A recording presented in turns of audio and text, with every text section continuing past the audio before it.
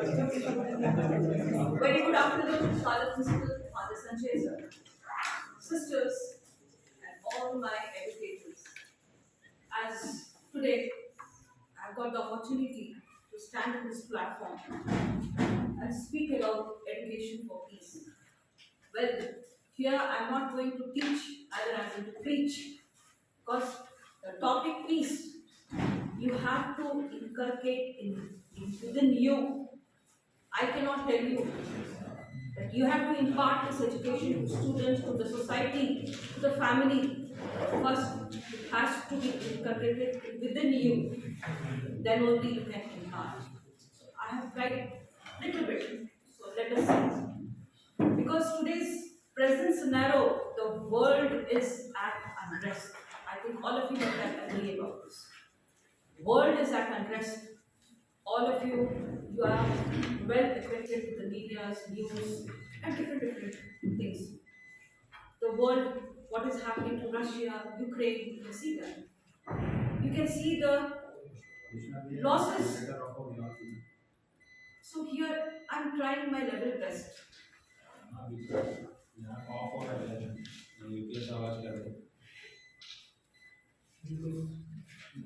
No electricity. No other activity. Father, sisters, and religious. Even I introduced myself.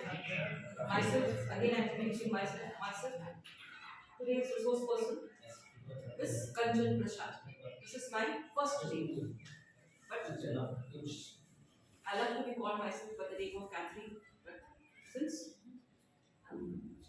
today I kept my first name as Miss Kanjan Prashad.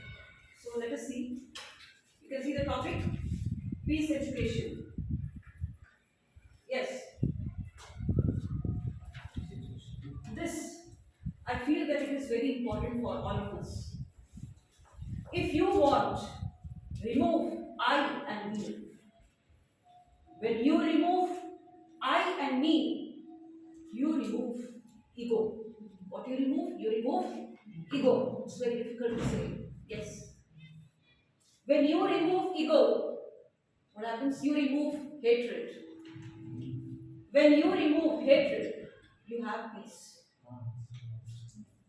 Well, it is, this hatred, it is not that I stand here on this platform and say that I don't have this in me, hatred. Hatred is there in each and every people in this world. Everyone has got. Where there is, disagreement of certain things, definitely that comes into us. After all, what are we? We are human beings. But we have to try our best, because we have to educate our society, our children, to bring the peace in this country. So this is a small step which I am taking. Before this, I would like to share, it is very difficult, to bring peace. Like in our day-to-day life, your family problems, you are dealing with family problems. With this pandemics, salaries are not that much. We are facing problem there. How to manage our family, how to manage medical, how to manage rations, lot of things. Like we don't get to time to feel that we are at peace or we are at not peace. Am I right? Yes. We don't get time to feel. But I'll tell you one thing. I never share this things. Today I'll share you with my personal what I went through. When I was in Chennai, I stayed there for 6 to 7 months with my son, who was a cancer patient. As he was very fond of his father, so his father used to only stay with him in the room, because cancer patients, they have to be tended. So I used to do all the outside work, being a woman. So that time I used to think, what shall I do? Thinking if I'm sitting there as the chapel, sitting in the chapel praying, thinking what to do. Then I started dealing with the cancer patients children, and they are from all over the countries, from Sri Lanka, Kuwait, Dubai, Saudi countries and all. So I I used to mingle with those children, and I used to try to make them happy by feeding them what they like to eat. This gave me peace.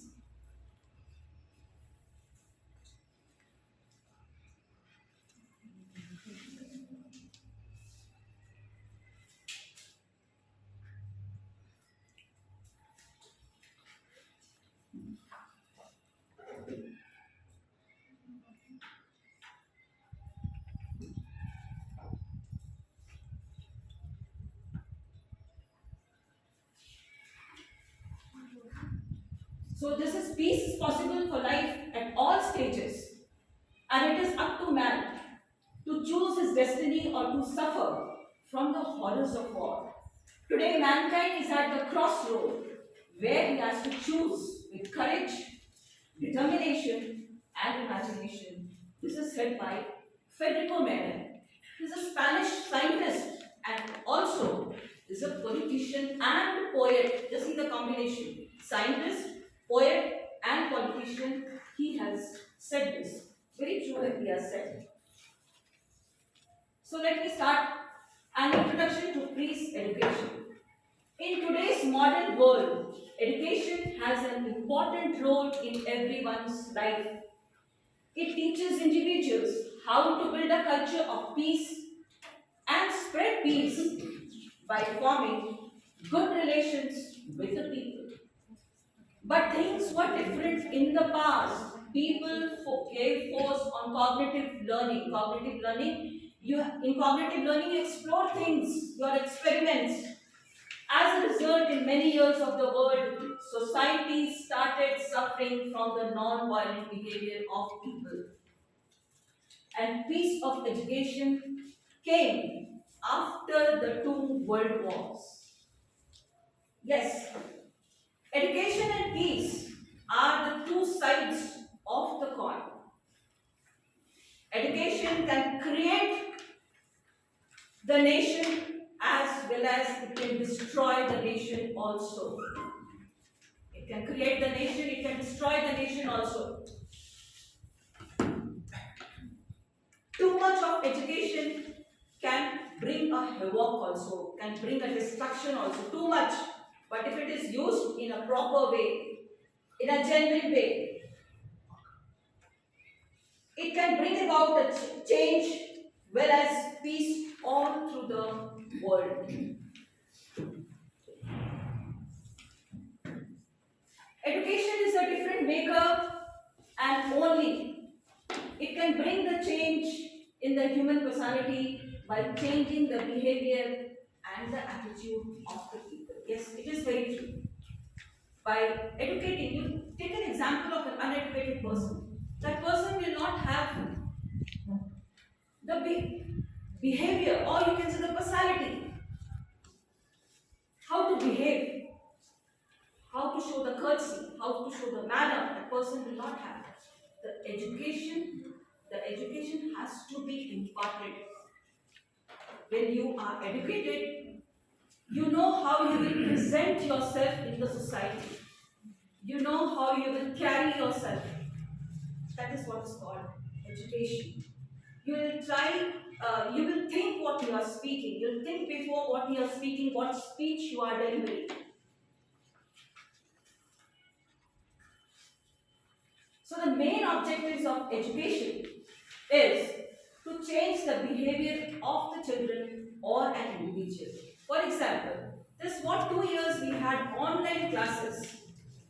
My dear educators, you yourself, you are the witness.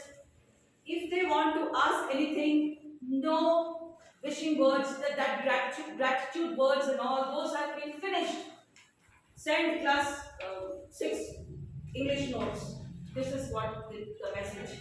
Why can't they write good evening ma'am, good evening sir, or whatever it is? Can you please, if it is possible, there are certain words, gratitude words you have to use, if it is possible.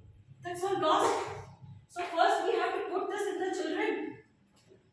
And the way they talk nowadays, as if sometimes I think when I hear them, sometimes I think that what is this?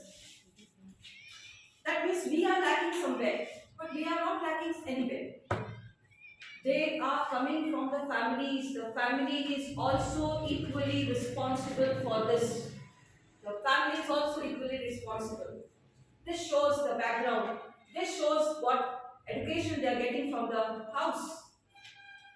The concept of peace education helps in developing social values, moral values, skill behaviors, and most importantly is to spread peace in the atmosphere. That is the main aim, to spread peace all over, so that at least we can live. Because last night I was watching the news, some spinner, cricket spinner. I don't remember the name. And yeah, he passed away. Why? He was just 52 years old. And he was a very good spinner. After that, one Indian is a spinner. So he passed out with a cardiac arrest or heart attack. So you can just imagine the stress what we are going through, the people is going through. They are coming across different diseases. Now see, when we were small, when we were school, if my dad is detected as a diabetic patient, oh my God, how to do, what to do? Means but here, 20 years, 10 years, 8 years children are detected with diabetic and many more. Many more. So we have to try to think how to control it, how to have control over us also. The main thing is that how you can control yourself, how you can have the controlling power. It is very necessary. Then only you can give anything to the world, then only you can give anything to the atmosphere. Peace education declines the evil thinking of conflict, war, and violence. It also realizes us our fundamental duties and fundamental rights. Only, yes, it is very true. Through education, peace education only, you can realize your fundamental duties and also your fundamental rights. So many great people, they have defined this education of peace, but I just picked this two.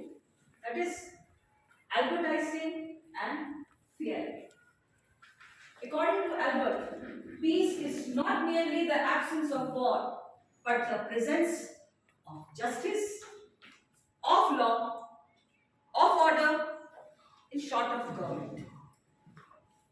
And according to Fielding, peace education is a mechanism for transformation from a culture of violence to a culture of peace through a process of concisation. Yes, concisation is very important. Every people should have a concise.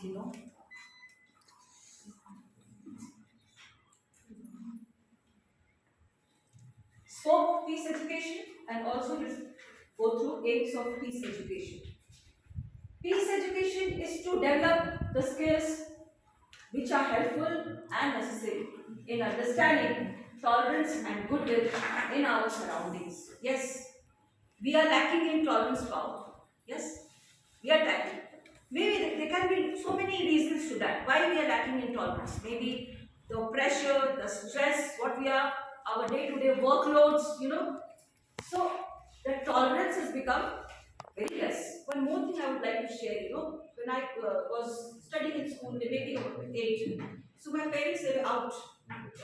So my elder brother was me. So I was doing the cooking. So I told my brother, "Bhai, I would like to speak these two words in Hindi. Bhai, aloo leke aao." There was a big fight. There was a big fight. You know why? तुमने मुझे कालू क्यों बोला? So the aloo became kalu. I tried to explain that I did not tell him because of your dark complexion. So I tried to explain, no, I did not say kalu, I said aloo. But he did not. He had a big hell for fight till my parents were. So why? Because he was not tolerant. He should also understand that what my sister is saying is correct. He should have tried to understand, but there is no tolerance. That was long time before. Now we have become so old.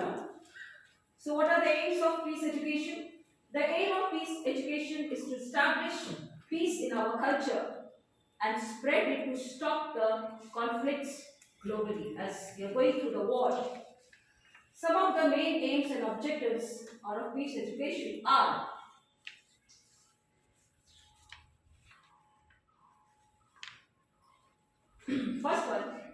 around about 8. It develops the skill of understanding the global problems to form peace. Peace education can resolve the clouds of conflict. Yes, if you impart the peace education, you can make those conflicts disappear. You can remove those conflicts.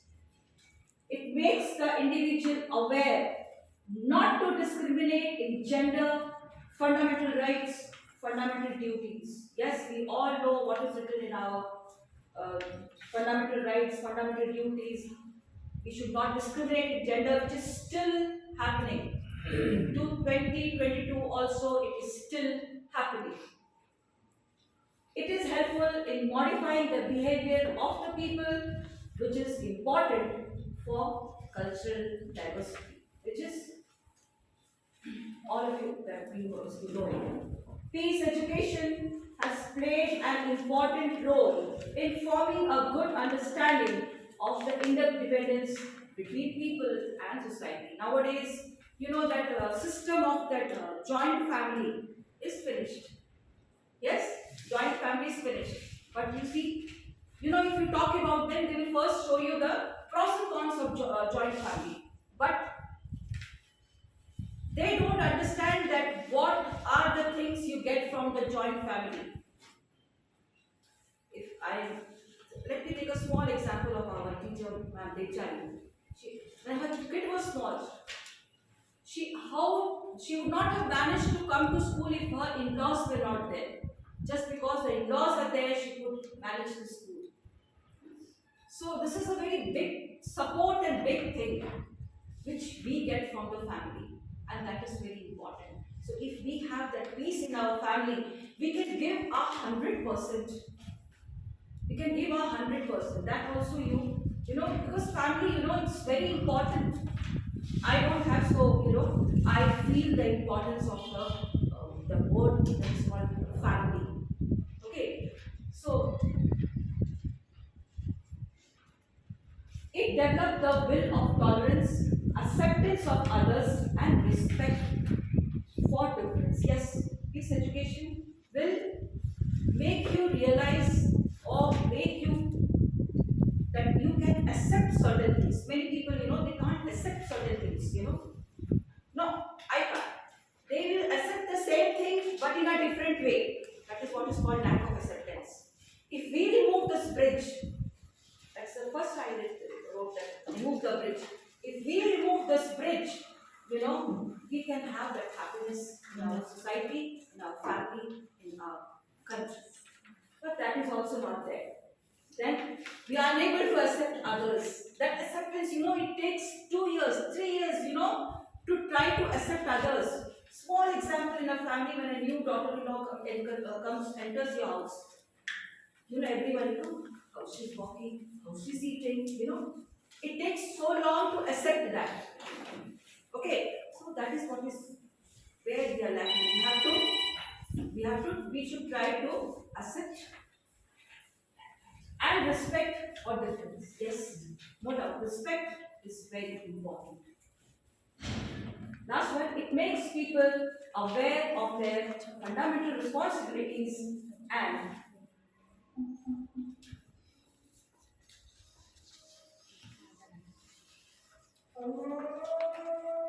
now let us see the aim and objective of teaching peace in schools especially. Why should we teach? To bring good changes for making the world a place of humanity. Now if we succeed in teaching these students, then we will think that the world has become a place of humanity. But sometimes when I see the behavior, the attitude, it becomes very difficult for me. It becomes very difficult. Can we teach them? But we can't just say we can't. We have to. Not we can. We should try, but we have to inculcate that peace in their mind, so that when they go out of the school, they will at least teach in their house, from house to neighbor, and from the society, and it can grow. To make the student aware of of to spread peace in a global society, definitely, to modify the behavior at the global level, to remove the war situation, as everywhere the war situations are there, to promote positive human relation. This is very important. Now let us see the different approaches of peace education. Here are different approaches to peace that are perceived by the different eminent personalities. The five most important approaches to peace education are power politics, world order, conflict resolution, non-violence, and transformation.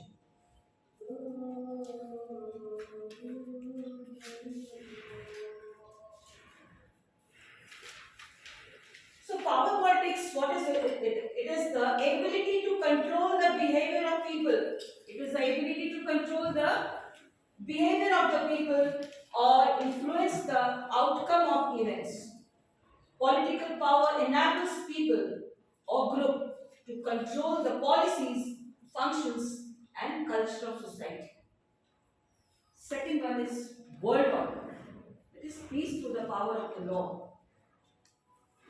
This urges the global community to unite around the common values that bind human dignity, freedom. Human dignity is a very important, it's a powerful word. Human dignity, freedom, democracy, rule of law, and justice. Next is conflict resolution. It is a way for two or more parties to find a peaceful solution to a disagreement among them. Fourth one is non-violence. Non-violence is refusing to use of violence. When you refuse to use violence, what we can do, we can follow harmony, friendship, stay together, be together, friendliness. Next one is transformation. This cultivates the knowledge, base, skills, attributes, and values that seek to transform people, mindsets, attitudes, and behavior. Now, establishment of peace education institutions. There are many organizations and education institutions that are leading and spreading peace around the world. Some of them are United Nations, which now also they are trying to do a lot for Ukraine. Peace Corps, Amnesty International, Nobel Peace Prize, which is given, the Lion and the Lamb Peace Arts Center, the Carter Center, International Peace Bureau, Pathways to Peace, Hague Appeal for Peace, National Peace Foundation. Now comes pacifism and education. The word pacifism here, it came out from the word Pacific. Pacific itself means peacemaking. When you want to make a full entire world peacemaking. And the person who is making it, a pacifist is a person who believes in establishing peace and opposes the war. They are known as pacifists. A pacifist always has a theory of not killing other people. How can you kill other people?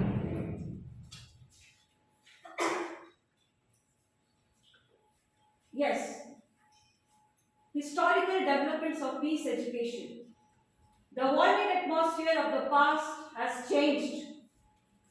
Throughout history, it shows the importance of peace education, and this is the only way to establish a peace environment in surrounding. Before that,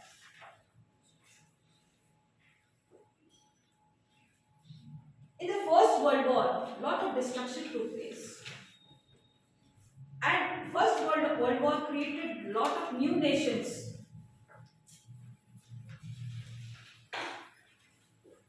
And in the Second World War, Large amount of physical capital was destroyed in 6 years of that fight. And the First World War was fought in the trenches. And they used what? Machine guns, poisonous gases. But in the Second World War, they used what? They used the modern artillery and machine guns. Airplanes, ships, tanks, submarines. And World War II ended with the defeat of Germany and Japan. And the new two world powers are USA and the Soviet Russia. And this what happened. But this Russia and Ukraine were one actually. In 24th August 1991, Ukraine declared itself an independent country. They proclaimed that Ukraine would no longer follow the laws of USSR. They too broke, which they are again fighting. One of our Indian brother who died in Kharkiv bombing, all of you must be knowing. So the output of the First World War gave birth to peace education, and the international support for peace education integrated into our education system.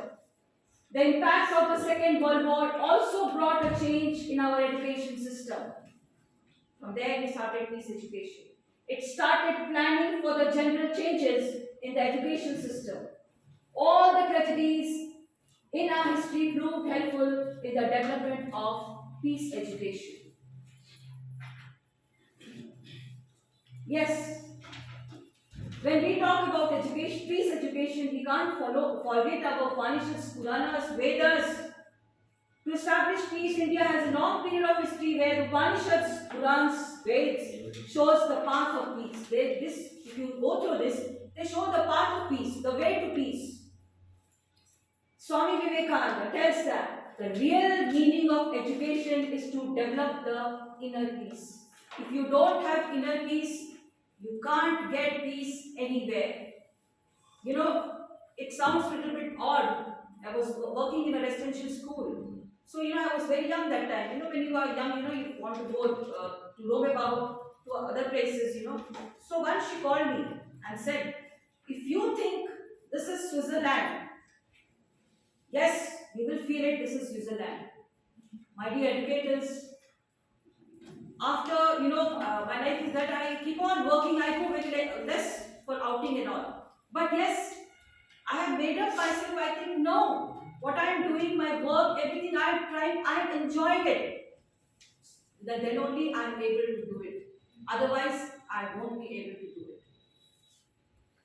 And Mahatma Gandhi, he preached tolerance in education and religion, which is essentially head to peace. Mahatma Gandhi, Rabindranath Tagore also got the attention of the world by the peaceful acts. Gandhiji's contribution cannot be forget. We cannot forget the contribution of Gandhiji for peace movement. By following the non-violence and speaking of truth, where the weapons of Mahatma Gandhi, he believed in ahimsa, non-violence. In the modern world, we start telling, lies. But it so happens to, if you tell one lie, to hide that lie, you have to tell another lie. So what happens? You start multiplying lie after lie. Gandhiji did not write on peace education in any specific way, but his principle of non-violence and speaking truth are undoubtedly important in the study of peace and peace education. He gave his whole life to the principle of ahimsa and fought till his last breath, which all of you know. Yes, these are the certain teaching methods for peace education. I think they are there. In the process of integrating peace education, how to teach is more important than what to teach. What you are giving the student, what you are teaching them. There are some special teaching methods that can be used for teaching peace education. They are cooperative learning, group discussion, peer teaching, brainstorming, role play, energizers, storytelling, service learning, experiential learning, inquiry based learning and teaching. Just little bit I see on today on these topics. When we talk about cooperative learning, it is the process of breaking a classroom of students into small groups. So that they can discover a new concept together and help each other. And group discussion, it's very common, is a group of individuals typically who will share a similar interest to discuss idea and then they will solve the problem. Peer teaching, on the positive side, peer interaction teach them to work and learn together. When they are working in peer, they learn how to work together. Next one is brainstorming. Is a problem solving activity where students build on or develop higher order thinking skills. And role play, either the role play played by the teacher or the student to bring about a change and discuss how and where to start. Energizers, in this physical exercise, breath, moving the body is good for mind. If you do exercise, it is good for your body as well as for your mind. Next is storytelling, which all of you know.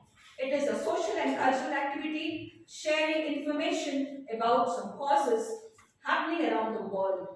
Service learning, it is an educational approach where a student learns theories in the classroom and at the same time volunteers also. Now comes experimental learning, teaching. It's the source through which a person experiments, finds and then delivers. It is what? In short, if you say it is doing and then learning. Last one is inquiry-based learning and teaching. It is a learning process that engages students by making real-world connection through exploration and high-level questioning. It is connected in problem-solving and experimental learning. Finally, this is a small quote. I have not taken it from anywhere, but I have made it. While the whole world is at unrest at present, it's time for all of us to stand up as one find the Gandhiji in ourselves and educate all with peace and about peace. So this was today's session. Thank you so much for being patient, and really I extend my gratitude to Father Principal and a very special gratitude to Ma'am Sweta, because I am very poor in these technicalities. If she was not there, this life would not have been. Speak. I can speak, no problem. I can speak, but these things I'm very poor because. But I promise that I'm learning. Just within few seconds, I learned how to operate it. That too, I got a scolding from Shweta. No one will do for you. You have to go help yourself. And Mithun sir, thank you so much. Arvind sir, thank you so much. Amit sir, thank you so much. And thank you. Okay.